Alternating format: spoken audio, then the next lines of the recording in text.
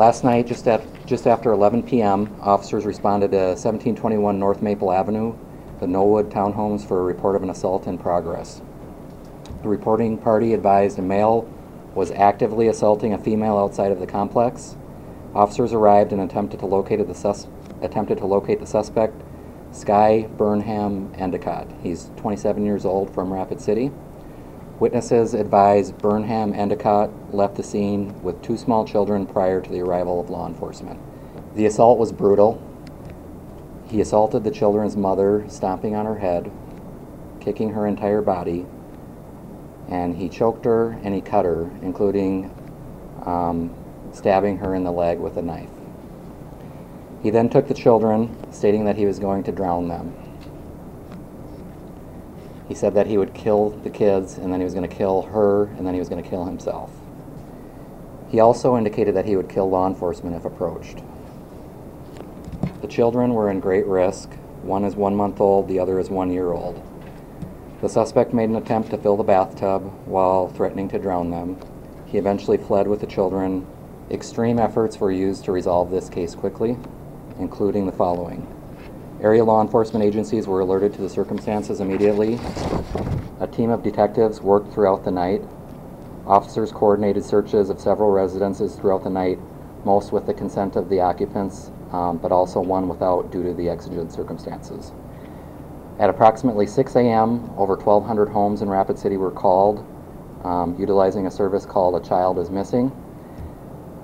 That's a service that we have a contract with out of Florida that's funded by the Department of Justice, that in rare cases such as this, we're able to pinpoint using a map and basically call every home in the neighborhood. So we felt that it was important to wake up the neighborhood, to have them alerted to the circumstances that we were dealing with in their neighborhood. So again, 1,200 homes received a call to wake them up at 6 a.m. At approximately 8 a.m., DCI and Peer issued the Amber Alert statewide and nationwide. This caused rapid dissemination of the suspect and victim identifying information via media sources and social media outlets. At approximately 8:50 a.m., officers conducting a door-to-door canvass in the same neighborhood located the children and the suspect. It is quite a large apartment complex. It is the same property, but at a different area of the property. It was an acquaintance of the suspect that had allowed the suspect to come in with the children sometime in the night. The officers that made contact at that door were able to verify with whoever answered the door that the children were there first, and then that the suspect was there as well, and the children were safely taken into our custody, and then the suspect was also taken into our custody. The children are safe and have been returned to their mother. The suspect is in custody and is facing charges of kidnapping and aggravated assault, domestic violence, and as we speak, we're continuing to investigate this case, and additional charges are also possible. In my history here at the department, aside from a domestic violence homicide, this is one of the most brutal, terrorizing domestic violence incidents that I've been a part of. This is the first Amber Alert in our department's history. The Amber Alert program is a nationwide program that started in 1996.